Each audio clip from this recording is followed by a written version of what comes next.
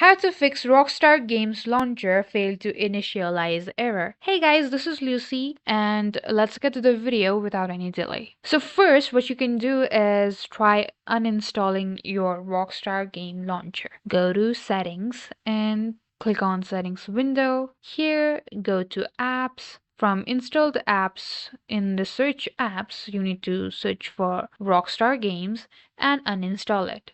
Go to Rockstar Games and uninstall it. You can just click on this three dots and click on uninstall. So after that, you can go to your web browser and go to Rockstar Games Launcher. From their official site, you can download their launcher.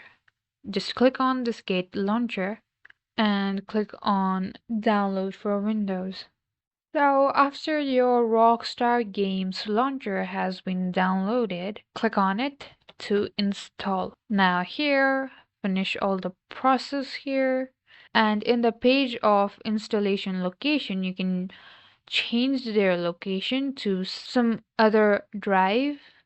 Sometimes this might be the problem for your Rockstar games failing to initialize.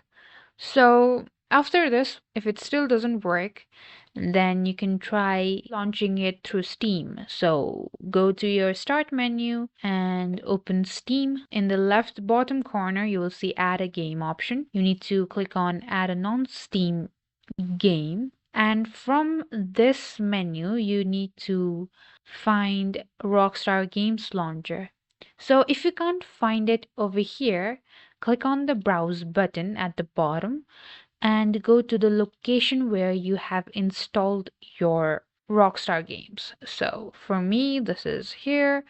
And here you will find a launcher. You need to double click it and you will find it over here. So once you have selected Rockstar Games Launcher, you need to click on Add Selected Programs and go to Library afterwards. You will see your Rockstar Games Launcher here. Click on it and click on the play button. So if both of these steps doesn't work on your case, then you can go to your start menu again and type services. Open the services tab, and from here you need to find program compatibility. So once you find program compatibility assistant service, you need to click on their properties, and here you need to make sure your startup type is automatic.